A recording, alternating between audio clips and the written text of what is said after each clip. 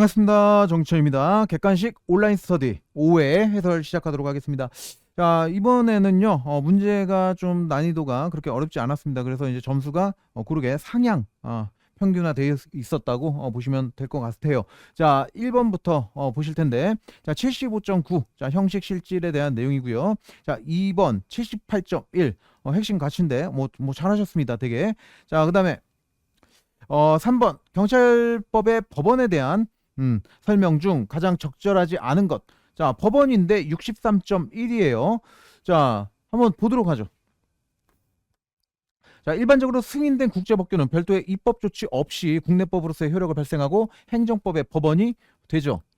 뭐 대법원의 판례는 사안이 서로 다른 사건을 재판하는 하급심 법원을 직접 기속하는 효력이 있다. 헌재의 결정 같은 경우에는 기속을 하지만 이 대법원 판례는 사안이 서로 다른 사건을 재판하는 하급심 법원을 기속하는 효력이 없습니다. 같은 사건에 대해서 하급심을 기속을 하겠지만 다른 사건에 대해서는 기속하는 효력이 없습니다. 하지만 학자들은 이거 실질적으로 전에 나왔던 이 판결에 대해서 반하는 판결을 할 수 있겠냐, 다른 사건이라 할지라도. 그러니까 실질적으로 이거 기속하는 효력이 있는 거 아니냐라고 하는 학설이 있긴 합니다. 자, 하지만 우리 시험에서는 없다, 기속하는 효력이 없다라고 풀어줘야 돼요. 자, 그래서 2번은 X가 되겠고요. 자, 재량 준칙은 일반적으로 행정조직 내부에서만 효력을 가질 뿐 대외적인 구속력을 갖는 것은 아니므로 행정처분이 이를 위반했다고 해서 그러한 사정만으로 곧바로 위법하게 되는 것은 아니다. 다만 그 재량 준칙이 정한 바에 따라 되풀이 시행돼서 행정 관행이 이루어지게 되면 평등의 원칙이나 신뢰 보호 원칙에 따라서 행정기관은 상대방에 대한 관계에서 그 규칙에 따라야 할 자기 구속을 받게 된다. 뭐 재량 준칙에 대한 옳은 내용이고, 이게 왜 그래도 뭐 거의 70 가까이 나오긴 했네요. 뭐 63점이면 3%면 뭐 많은 사람들이 맞힌 거죠. 자, 국가가 공무원 임용 결격 사유가 있는 자에 대해서 결격 사유가 있는 것을 알지 못하고 공무원으로 임용했습니다. 나중에 결격 사유 있는 것을 알게 된 거예요.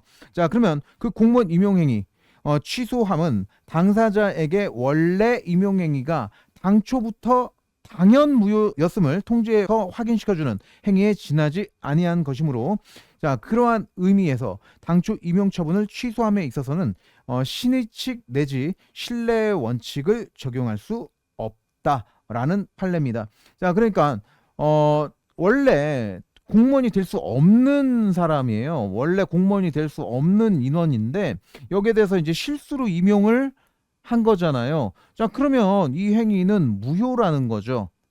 그러니까 처음부터 효력이 발생하지 않은 거예요. 원래부터 공무원이 아니었다라는 거예요. 얘가 열심히 일을 했다 하더라도, 돈 열심히 받으면서 잘 다니면서 일했다 하더라도 얘는 무효예요.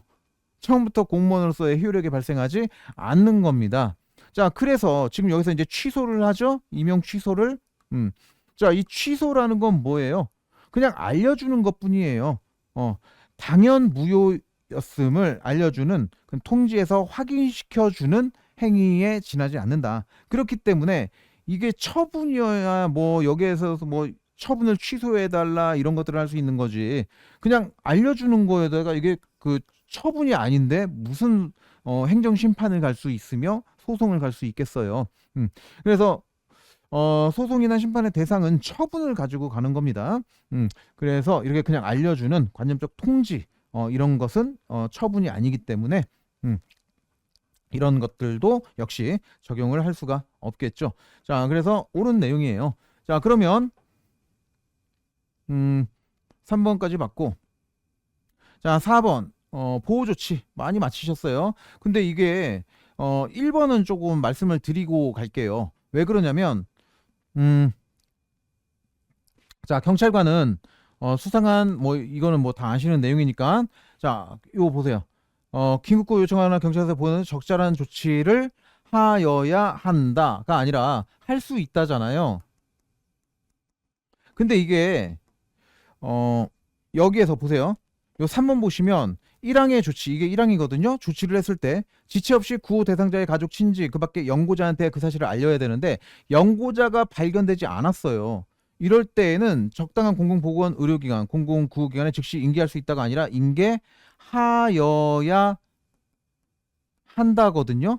자, 잘 생각해 보세요. 자, 이거는 이제 처음 발견해 가지고 조치를 할 수 있는 거죠.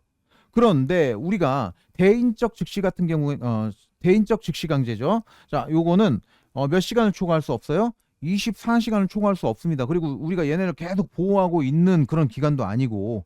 자, 그런데 만약에 연고자가 발견되면 그 사람을 데려가거나 뭐 이렇게 하면 되겠죠. 인계를 하면 될 거 아닙니까? 자, 그런데 연고자가 발견되지 않았어요. 그러면 어떻게 해야 돼요? 우리가 계속 데리고 있어요? 아니에요. 이런 공공구호기관에다가 인계를 하는 거예요. 보내주는 거예요. 그래서 여기는 하여야 한다고, 여기는 할 수 있다예요. 자, 그래서 뭐 옳은 것 찾는 거니까 뭐 정답은 뭐 2번이 될 텐데 일단 74% 넘었고, 그런데 요거하고 요거를 좀 헷갈려하는 친구들이 꽤 있기에 그냥 설명을 드린 겁니다. 자, 넘어가겠습니다. 5번 71.8 이거 숫자 잘 외워주시고요. 넘어가겠습니다. 112 신고 운영 처리에 관한 법률 벌칙. 이제 벌칙은 또 잘 안 보잖아요, 여러분들. 근데 이제 벌칙이 또 나올 수도 있습니다.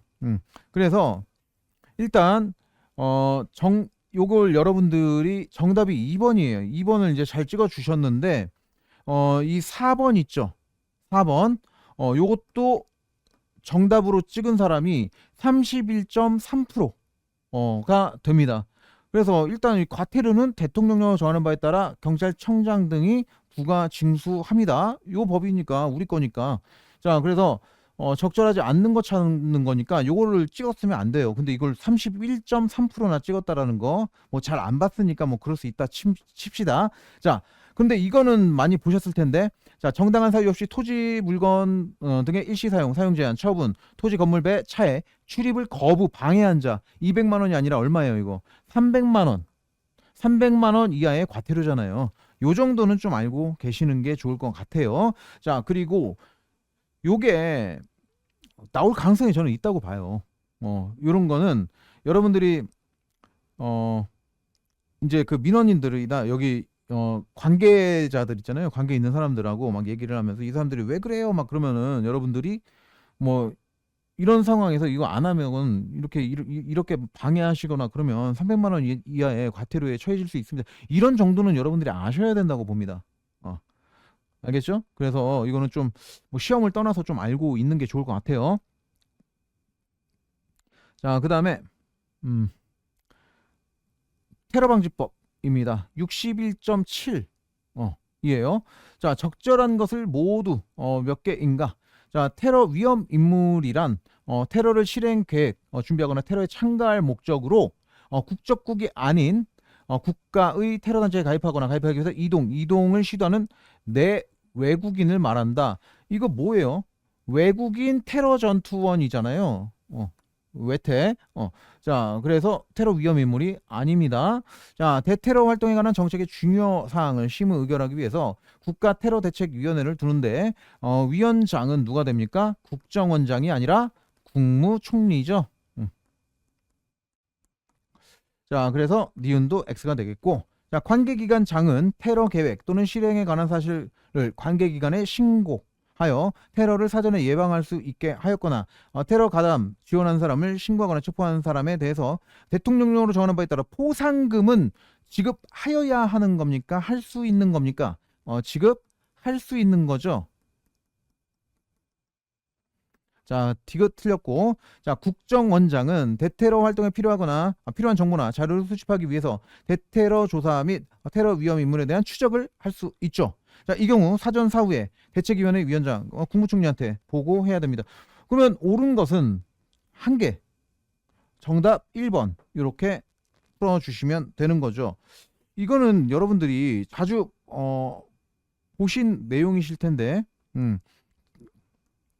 이거는 왜 70% 이상이 안 나왔는지 모르겠어요. 이거는 좀 숙지가 좀 덜 됐다고 판단하는 됩니다. 시간 좀 많이 남았죠. 아직은 뭐 30일 이상 남았으니까 좀 더 열심히 해서 실제 시험에서는 틀리는 일 없도록 해주시길 바라겠습니다. 자, 옳은 것 찾는 겁니다.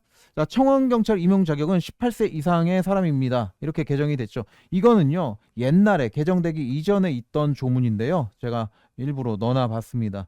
자, 일단 18세 이상인 사람이고, 요 뒤에는 없습니다. 자, 그래서 1번은 X가 되겠고, 청원경찰이 직무를 수행할 때 직권을 남용해서 국민한테 해를 끼쳤다. 우리 경찰이 1년이죠. 자, 이 청원경찰은 6개월입니다. 6개월. 자, 그래서 2번도 X가 되겠고, 자, 관할 경찰서장은 매달 1회 이상 청원경찰을 배치한 경비구역에 대해서 복무규율과 근무 상황을 감독해야 되고, 자, 청원경찰은 청원주와 배치된 기관, 시설, 사업장 등의 구역을 관할하는 경찰서장의 감독을 받아 그 경비구역만의 경비 목적으로 필요한 범위 내에서 경찰법에 따른 경찰법? 경찰법이 아니라 경직법이죠. 자, 그럼 수사도 할 수 있는 것인가? 수사는 아니죠. 자, 그래서 이것도 틀렸습니다. 자, 그래서 정답은 3번이 되겠고요. 자, 그 다음에 9번 집시법. 요거는 73.5. 굉장히 잘하셨습니다. 그리고 10번 북한 이탈 주민 보호 및 정착 지원에 관한 법률에 대한 설명으로 적절한 것 찾는 겁니다. 자, 이거는 56.9. 그런데 제가 여기 좀 표시를 해놨죠. 요게 이제 정답입니다. 정답인데 30%나 30%나 3개를 찍었어요. 그러니까 한 개가 더 적절한 걸로 본 거죠. 틀린 게 있는데 맞다고 여러분들이 생각을 하신 거예요. 한번 봅시다. 자, 보호 대상자 중 북한 군이었던 자가 국군에 편입되기를 희망하더라도 국군으로 특별 임용할 수 없다? 잘못됐죠. 이거 특별 임용? 이게 아니죠. 자, 특별 임용 할 수 있죠. 그래서 기억은 X가 되겠고, 자, 북한 이탈 주민으로서 이 법률에 따른 보호를 받으려는 사람은 제외 공간이나 그 밖에 행정기관의 장, 자, 각급 군부대장 다 포함되죠. 보호를 직접 신청해야 되는데 보호를 직접 신청하지 아니할 수 있는 대통령령으로 정하는 사유가 있는 경우에는 그렇지 않다. 그래서 니은이 옳은 내용입니다. 자, 디귿 북한 이탈 주민으로서 보호 신청을 한 사람 중 위당 탈출 혐의자는 보호 대상자로 결정될 수 없다. 이게 잘못됐어요. 결정하지 아니할 수 있다.